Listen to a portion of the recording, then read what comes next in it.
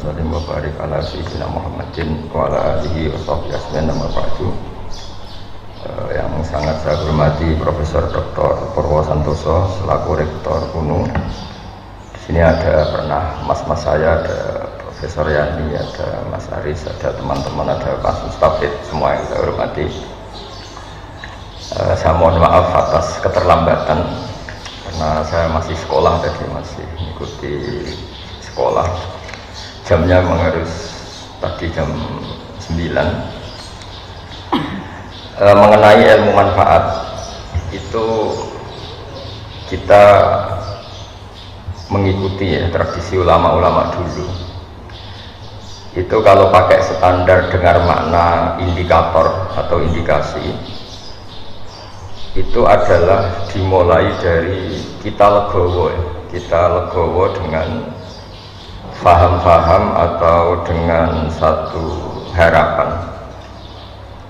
Saya punya sekian contoh bahwa agama ini limangkana yarjuwaha wal yawmal akhir. Agama ini bagi yang selalu berpengharapan. Jadi misalnya ada orang fasik atau sedang salah atau sedang goblok, sedang tidak pinter, itu kita harus membahasakan sedang itu ya mutalabbis bitil kalfilah atau mutalabbis bitil kalfalah. Ini penting sebagai mukaddimah karena awal kerusakan agama ini dimulai dari gerakan-gerakan yang mudah mengkafirkan kelompok lain, sehingga ini memutus harapan.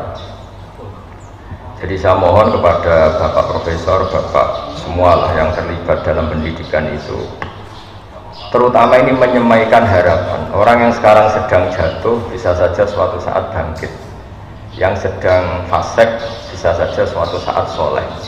Sehingga agama ini diperuntukkan limangkana yarjuwaha wal yaumal akhir, bagi yang selalu berpengharapan. Sehingga agama ini tidak boleh main vonis, mengkafirkan orang lain, terus kemudian menganggap kelompok lain tidak termasuk Islam, itu tidak boleh. Sebab itu ciri khas ahli sunnah wal jamaah yang diimplementasikan akidah NU di Indonesia, atau kalau dalam bahasa PBNU itu sudah ahli sunnah masih ditambahi anak dia. Itu dimulai dari apa sih? Itu dimulai apa? Yang tidak mudah mengkafirkan orang lain. Karena sekali gerakan ini itu tumbuh dan kita masuk ke situ, maka orang Islam itu otomatis berkurang. Karena yang hakikatnya masih Muslim kita anggap kafir. Yang hakikatnya suatu saat tobat kita vonis atau kita statuskan, kita stigmasi sebagai orang yang jelek, sehingga nggak ada harapan lain lagi untuk baik. Sebab itu pengajian ini atau ngaji ini saya mulai dari ciri khas mazhab ahli sunnah wal jamaah tentang ilmu manfaat. Ilmu manfaat itu ilmu yang orang itu selalu berharap kepada Allah Subhanahu wa ta'ala. Limangkana yarjuwaha wal yawmal akhir. Saya beri beberapa contoh masail fiqhiyah. Ada orang misalnya mati bunuh diri atau mati karena minum oplosan. Itu di Syarhun Nawawi, syarah hadis Nawawi ketika mensyarahi Sahih Muslim. Gimana hukumnya orang yang mati karena oplosan atau karena bunuh diri? Sebagian ulama mengatakan jangan datangi jenazahnya sebagai hukuman biar nggak ada lagi yang mati bunuh diri. Ada ulama yang berpendapat tetap kiai itu datang karena bunuh diri itu sudah salah, dan kalau kiai-kiai tidak datang maka ditakutkan ada kefiah baru dalam mengelola jenazah, dan itu lebih bahaya. Misalnya ada orang mati oplosan karena orang-orang soleh tidak datang, kemudian komunitas mereka bikin satu tradisi baru dalam memakamkan jenazah. Misalnya didusi arak, terus mayitnya didek nongetan, atau dimakamkan begitu saja. Sebab itu pertanyaannya, lalu gimana? Ya al-maisur la yasqutu bil ma'zur, kita harus datang, setidaknya kita tetap mendatangi syariat Islam yang dalam mengelola jenazah dimakamkan secara benar, dimandikan secara benar, disolatkan secara apa? Nah, artinya begini, kita datang ini sebetulnya bukan bentuk penghormatan ke orang fasik, tapi bentuk mengawal syariat Islam supaya tetap berjalan meskipun sedang mengelola orang apa? Fasik. Jadi ini penting sekali saya utarakan supaya legowo kita sebagai pemandu ilmu atau pemandu mazhab Ahlussunnah wal Jamaah itu bukan urusan seneng dan tidak seneng, tapi kita ngawal syariat Islam ini kita ngawal. Caranya apa? Ya tadi selalu berpengharapan di mangkana arjuwa wal jamaah. Kalau tadi dikatakan Pak Rektor misalnya susah menerapkan pesantren di kampus, tapi jangan pernah putus harapan.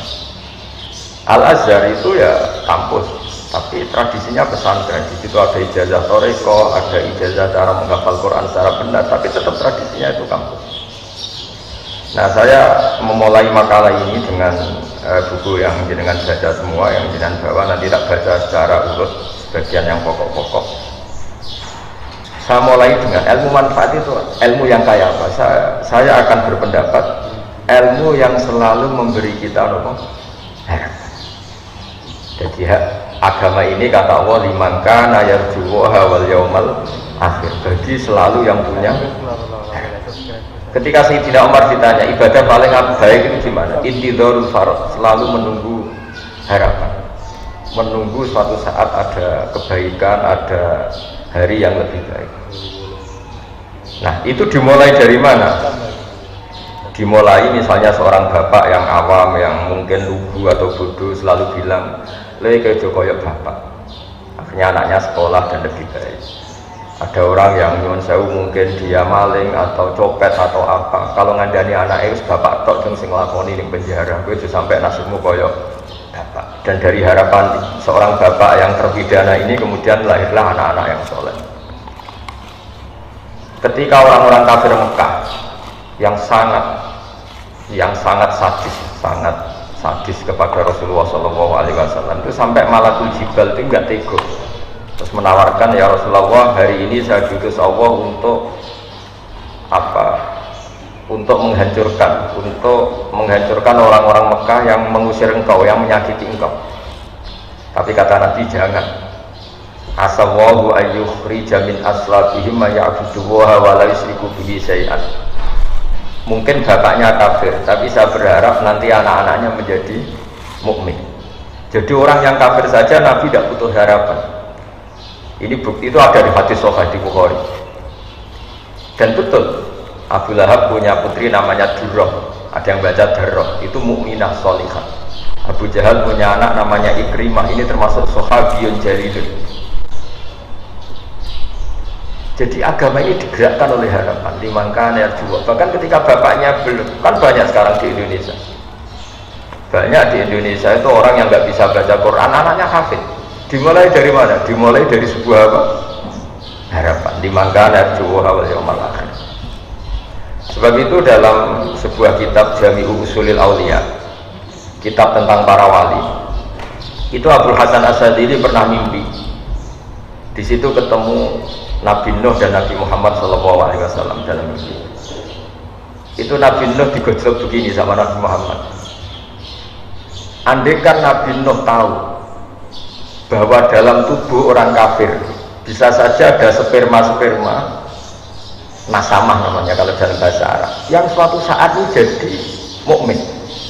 Misalnya Abu Jahal, ternyata dia menyimpan nasamah, yaitu nanti jadinya ada Ikrimah bin Abi Jahal. Mungkin buyut-buyut kita, orang-orang di negara-negara Eropa, mungkin banyak yang babanya kafir, atau yang karuan ya di Arab. Di Arab itu banyak orang kafir yang karuan di kitab itu Abu Jahal punya anak Ikrimah, Abu Lahab punya anak Darrah. Andai kan Nabi Nuh tahu bahwa orang-orang kafir yang beliau pasutkan itu mati, padahal di tubuh mereka tersimpan nasamatan mukminah, bisa saja tersimpan calon-calon orang mukmin, maka mada'a ala qaumih, maka tidak akan masukkan kaumnya. Artinya apa? Kenapa Nabi Nuh yang termasuk ulul azmi akhirnya syariatnya Nabi Nuh tak menjadi syariat kita? Karena syariat kita tidak boleh Rabbila tadar alal ardi minal kafirina daya. Karena yang sedang bodoh bisa saja di situ tersimpan calon-calon profesor, calon-calon doktor, calon-calon ulama, padahal bapaknya awam atau lugu. Maka Bapak Purwo, Pak Profesor Purwo, saya pernah ketemu profesor juga di Jogja, cerita, Gus, sebenarnya saya dengan bapak saya itu entah pinter mana. Kok sampai cerita gitu? Ya, bapak saya ini petani udon, punya anak profesor. Saya profesor, anak saya naik SMP saja kesulitan. Biasanya ini pinter siapa? Makanya cerita yang favorit di Bazibar, abahnya Mbah Mun itu, ada orang awam, duduk, punya anak alim alama. Setelah punya anak alam alama ini, anaknya ini punya pondok besar itu. Ya rata-rata santri itu kultus. Anaknya saja sealim ini, apalagi bapaknya. Suatu saat bapaknya ke situ, sholatnya ya ada bener, wudunya ada bener. Santri itu masih bisa mentakwil. Ini mungkin jadab itu bahasa khusus pondok, mungkin punya perilaku khusus loh, yang sudah terbebas dari syariat. Suatu saat bapaknya ini kencing dekat musola, jadi sudah agak bisa ditakwil. Wah ini kali ini bodoh betul ya. Singkat cerita si santri memberanikan diri matur kiainya, Pak Yai, saya ini kecewa. Dulu saya kira bapak anda lebih pintar dibanding anda, karena anda alim betul. Ternyata bapak anda ini bodoh. Terus kata sang kiai tadi, ora cuma bapakku itu pintar, sing bodoh itu mbahku. Kenapa bapak jenengan pintar? Karena memutuskan punya keputusan terbaik dalam hidupnya, yaitu saya dipondokkan, akhirnya saya jadi orang alim. Nak mbahku bodoh, berkorat atau mondok no.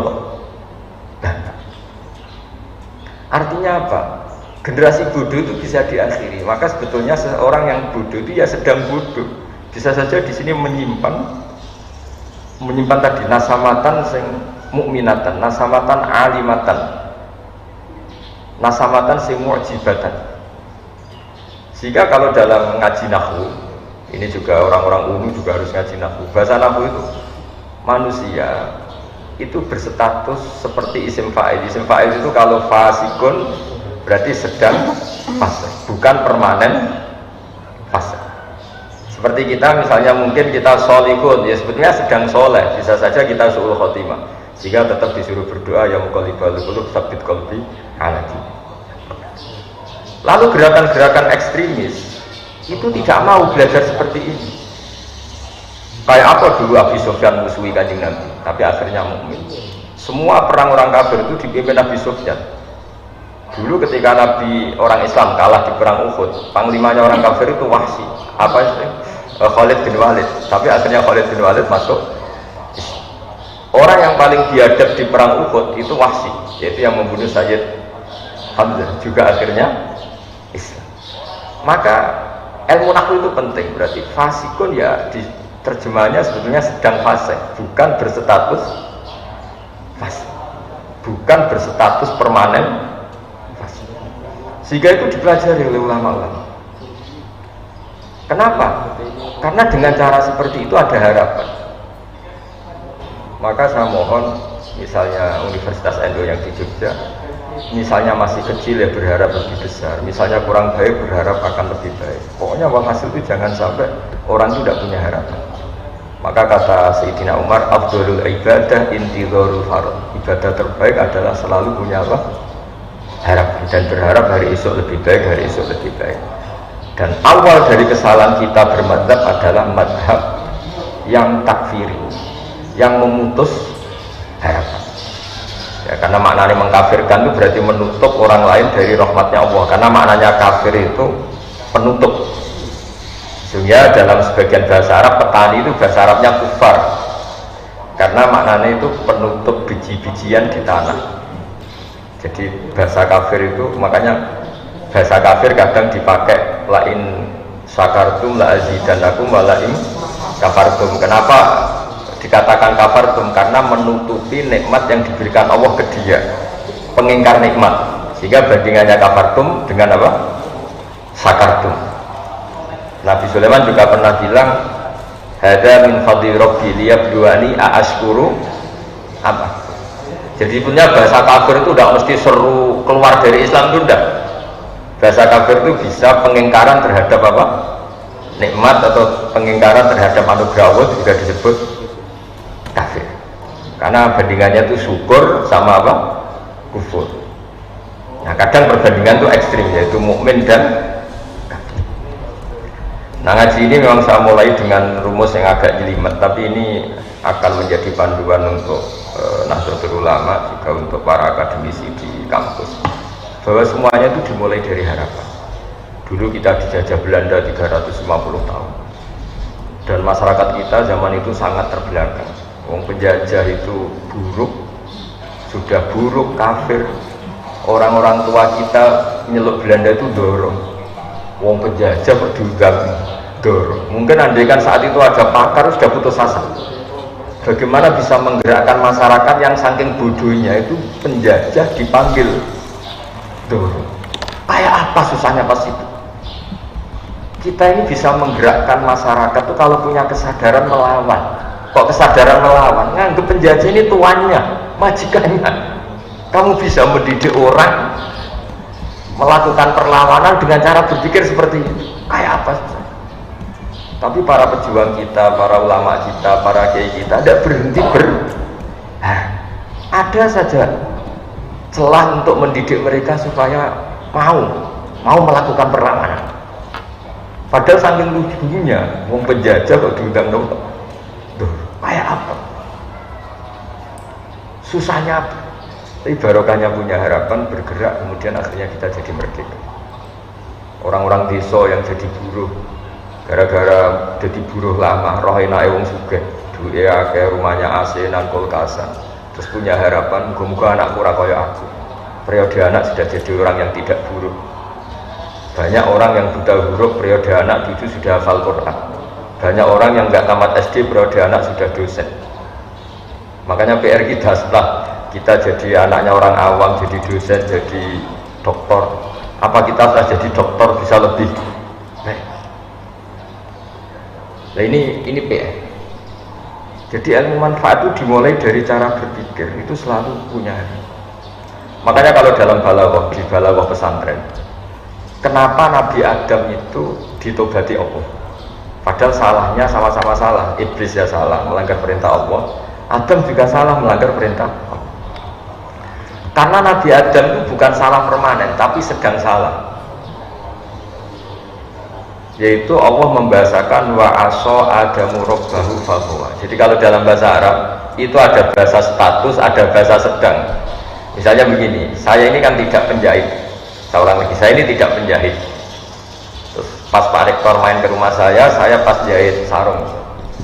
Itu mesti bahasanya ra'aituhu yaqutu sauban atau ra'aituhu khata sauban. Saya melihat Gus Bahak sedang menjahit. Sedang menjahit ya sudah sedang menjahit, tapi saya tetap tidak penjahit. Adam itu hanya dibahasakan Allah wa aso adamu rabbahu fahuwa. Itu sama dengan bahasa khata fulanun at-tauba, ada orang menjahit baju. Ya sudah menjahit saja, tapi tidak penjahit.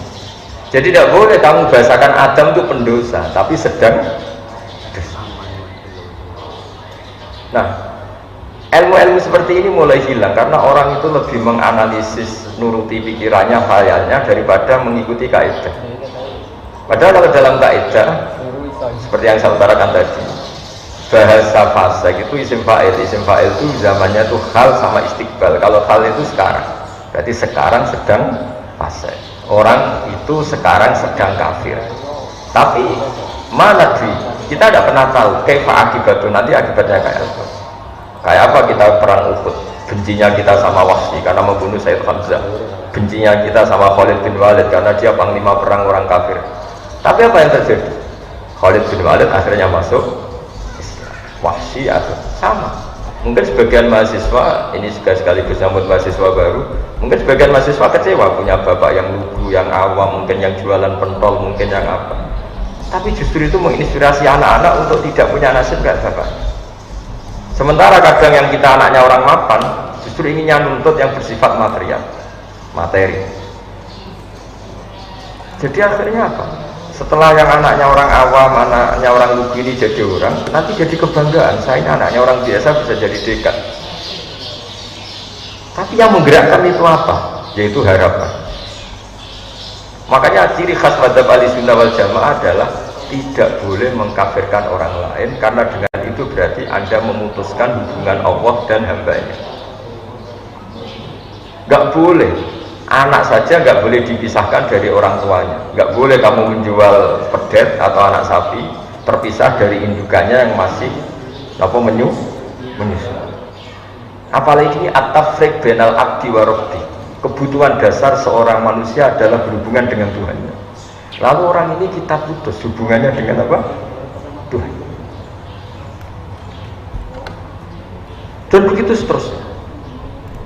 Sehingga tadi Nabi, meskipun yang menyakiti Nabi ini orang-orang kafir yang sangat biadab, ketika mau dihabisi sama malaikatul jibal, itu Nabi masih ngendikan bal arju ayyukhrijawahu min aslabihim ma ya'budullaha wa la yusyriku bihi syai'an. Jadi ini yang sedang kafir saja Nabi tidak berhenti Saya sering ketemu bapak-bapak itu cerita ke saya, Gus dulu itu tidak puasa gara-gara anaknya ikut program Iqra atau Qiraati atau yang pokoknya ikut TPA. Itu anaknya puasa masih kecil. Karena masih kecil puasa itu digendong. Lama-lama bapaknya ini malu, anakku itu kayak poso, akhirnya ikut poso. Kalau wisuda khataman Quran itu banyak bapak-bapak itu nangis. Kalau ditanya itu ya lucu. Beliau-beliau ini kadang nggak bisa baca Quran, anaknya bisa hafid. Wisuda kampus juga sama. Kadang bapaknya nyuruh saya wis bacaane gak parlente, kowe tok duwe to. Anaknya kadang kumplot. Coba kalau kita melihat orang awam langsung tidak berpengharapan, maka generasi berikutnya akan hilang. Karena kita memutus apa? Makanya agama ini bagi siapa? Limangkana yarjuwaha wal yaumal akhir. Agama ini bagi siapa yang selalu punya. Indonesia pernah gak merdeka, pernah ada bestok, pernah ada apa saja, dan sekarang baik-baik saja. Sekarang juga ada masalah pandemi, masalah apa, tapi kita selalu berharap akan baik-baik saja karena agama ini limangkana yarjuwaha wal yaumal akhir. Kemudian berikutnya saya akan terangkan metode dakwah, metode mengelola ilmu supaya lebih baik, lebih manfaat. Ini saya menyitir ini, mohon dibuka halaman tentang apa metode.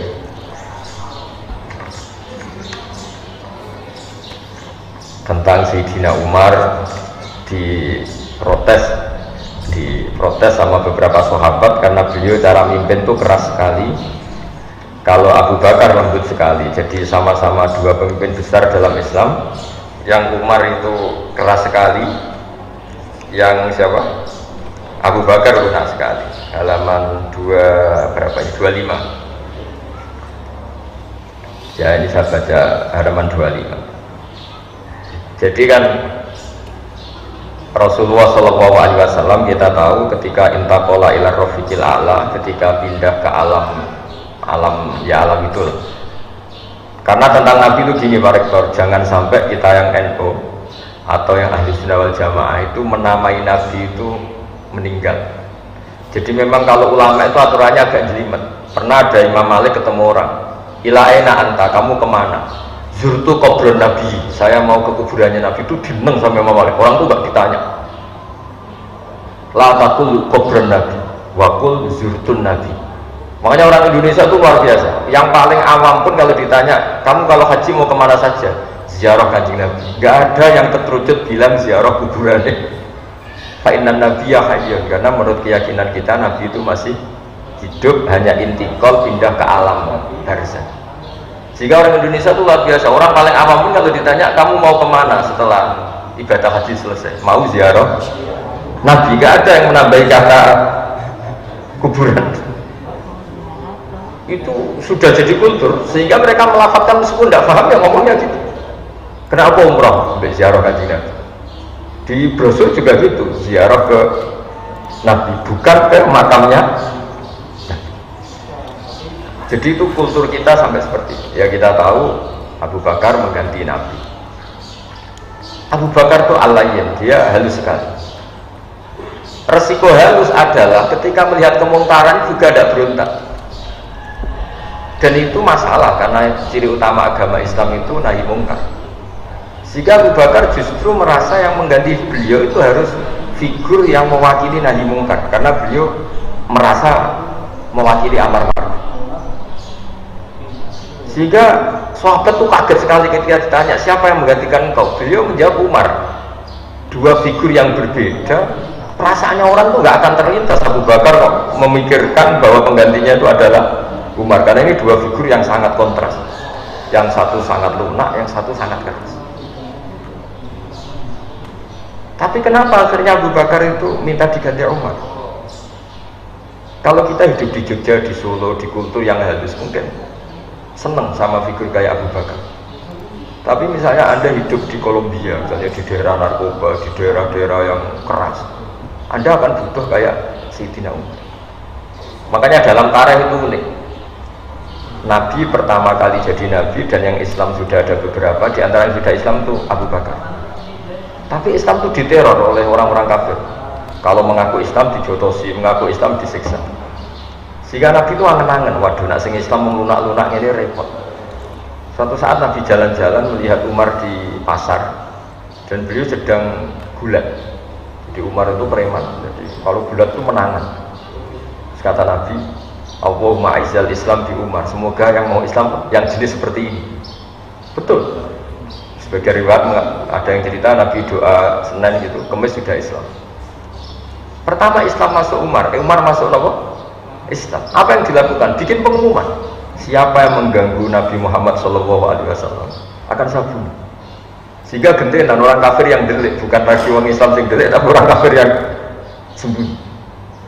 Dan awal itu pula dimulai fasda bima tu'mar. Artinya apa?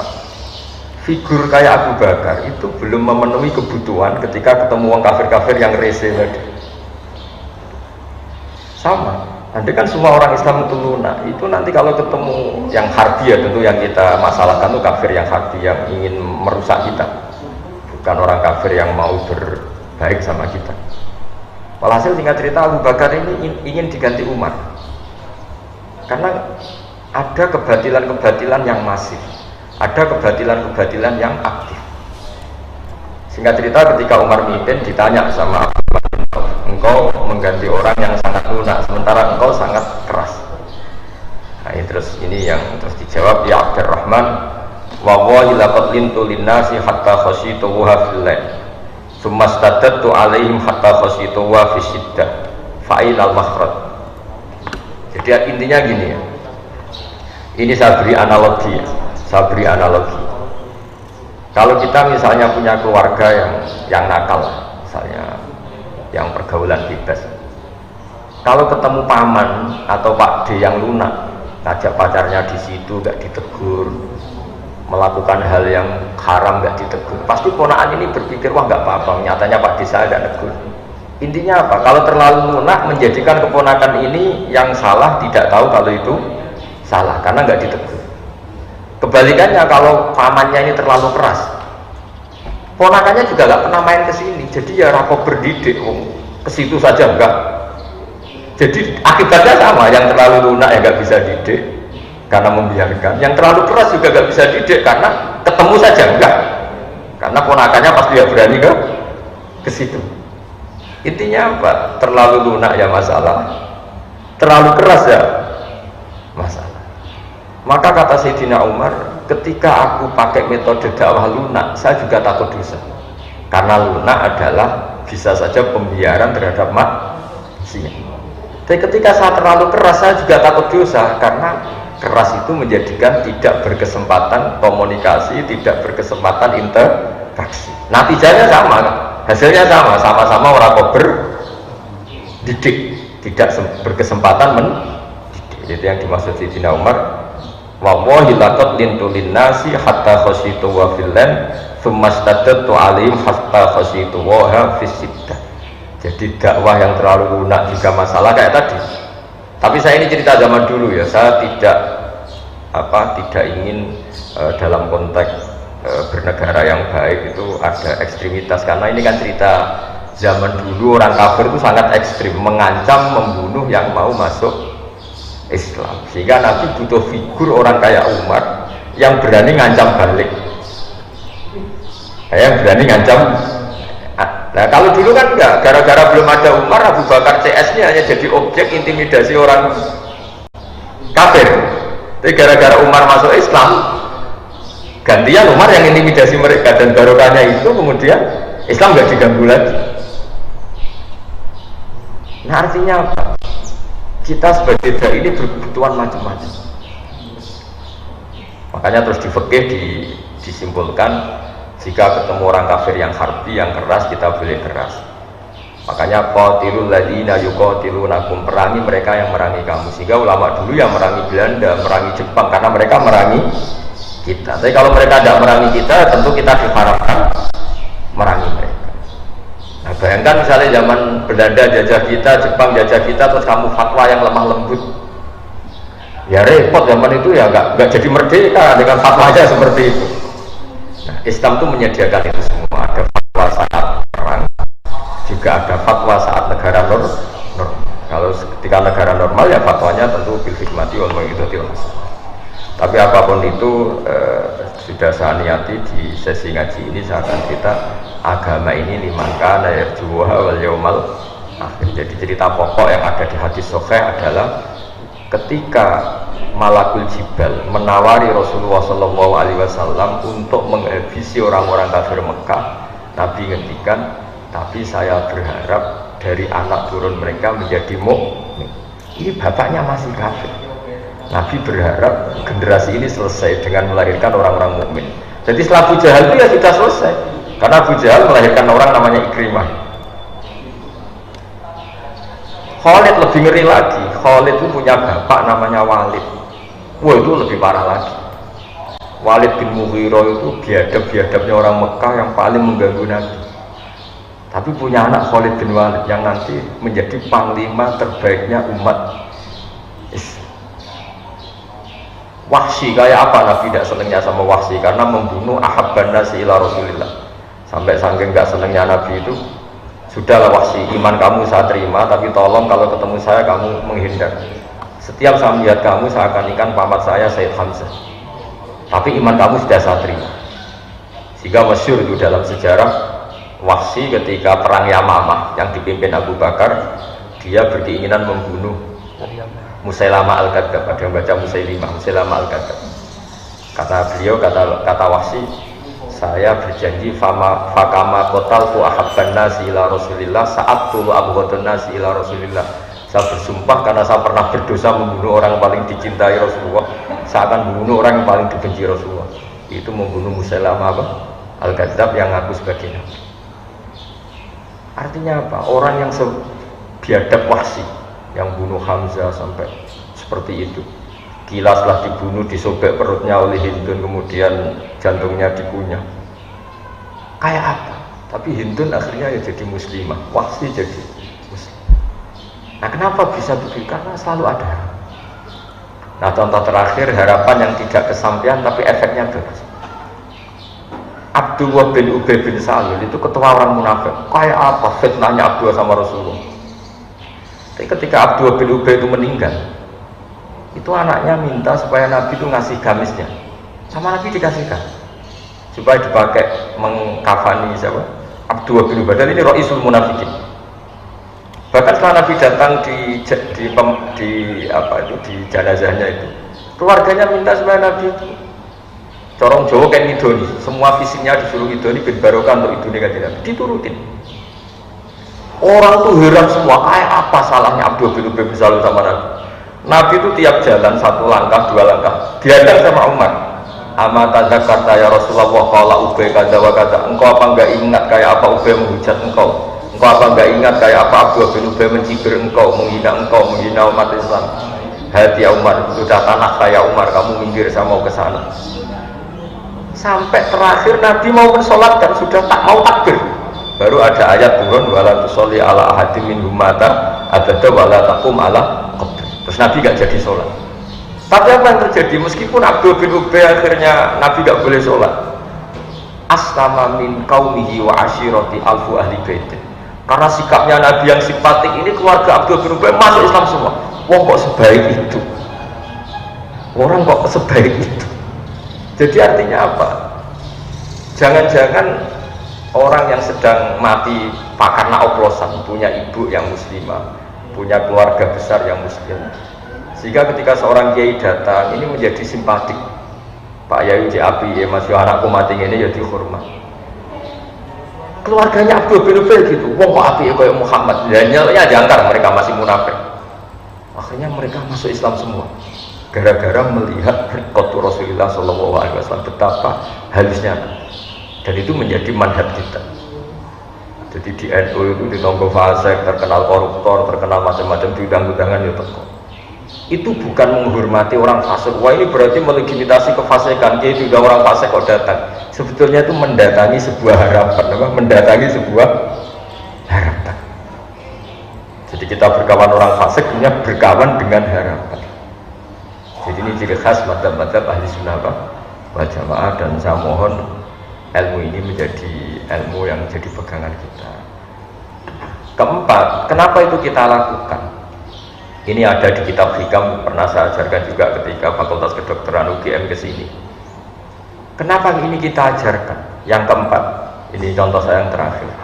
Karena sebetulnya kita benci orang maksiat itu karena kebetulan orang itu tidak ada hubungan dengan kita. Misalnya begini, kamu dipisoi orang, kan memaafkan itu susah.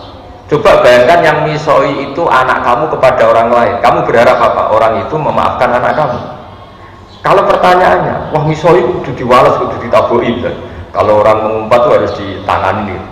Pertanyaannya, kamu fatwa gitu karena kebetulan yang salah bukan anak kamu. Coba kalau yang salah itu anak kamu berharap dimaafkan apa dipukulin? Dimaafkan. Makanya Nabi Ibrahim alaihissalam ketika diangkat di alam malakut, kemudian melihat orang maksiat, menurut kamu Ibrahim orang-orang maksiat itu diapakan? Habisi saja ya Allah. Mereka hidup di bumimu, makan dari rezekimu, tapi maksiat terus. Sama Allah diturutin. Sampai 3 kali, ada 3 peristiwa. Ada yang maksiat zina, ada yang maksiat maling, ada yang maksiat apa. Suatu saat Nabi Ibrahim disuruh nyembelih Ismail. Itu anakmu sembelih. Tidak bisa ya Allah, ini samrotu fuadi, ini buah hati saya, wakib ini kesayangan saya. Nah kenapa tidak boleh dibunuh? Ya ini kan kesayangan saya. Nah, ya kan apa? Ya karena anak saya. Terus kata Allah, kamu apa tidak ingat di malam ketika kamu saya mi'rajkan, itu hamba saya yang bikin saya, kamu enak aja usul kamu bunuh. Setelah saya usul supaya anak kamu bunuh, kamu tidak mau. Memangnya kamu lebih sayang sama anakmu ketimbang saya sama hamba-hamba kamu juga sayang. Enak saja kamu tidak ingin, tidak ikut bikin, hanya usul supaya tak bunuh.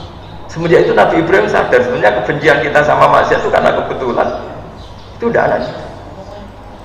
Coba kalau kamu jadi dosen lihat mahasiswa goblok itu mantelnya bukan main. Tapi kalau itu anak kamu, wah dosen itu sing apian, ora oleh kereng-kereng saate bocah. Kalau dalam guyonan saya sering sebagai kiai itu sering guyon. Kalau ada pembantu mecahkan piring dimarahin, itu pasti salahnya dua. Mecahkan piring dan tidak cantik. Sekali itu cantik, apa majikannya bisa marah? Itu pasti. Begitu juga wong nyulayan janji kok diamuk. Itu mesti orang atasan. Coba kalau yang nyulayani Pak Mustafid ini rektor, sepurane aku terlambat, dia betul nopo. Tapi kalau yang terlambat ini office boy atau karyawan, gak disiplin, gak profesional. Maka kalau ada kemarahan terhadap kesalahan, pasti sebabnya dua, salah dan tidak prospek. Ada, tapi ini nggak diomongkan, yang kedua ini nggak diomongkan. Nah itu semenjak itu sadar kearifan. Jangan-jangan kebencian kita terhadap maksiat itu sebetulnya bukan karena maksiatnya saja, karena kebetulan itu tidak keluarga kita, tidak anak kita. Nah kearifan-kearifan seperti ini itu harus hidup di komunitas Nahdlatul Ulama, di komunitas NU, umumnya di komunitas Islam. Jadi jangan belajar Islam dari segi lunak saja, karena kan itu yang kamu ajarkan, nanti kita kesulitan cari metode ketika menghadapi penjajah. Itu ya ada momennya sendiri. Islam ekstrim itu ada momen ketika ada penjajah. Tapi ketika negara sekarang sudah normal, kita harus semua berkhidmati wal wizardil hasan. Tapi apapun itu saran saya satu, orang nggak boleh nggak punya harapan, karena agama ini limangkana yarjuwa wal yaumal akhir, bagi yang selalu punya harapan. Saya kira demikian. Assalamualaikum warahmatullahi wabarakatuh.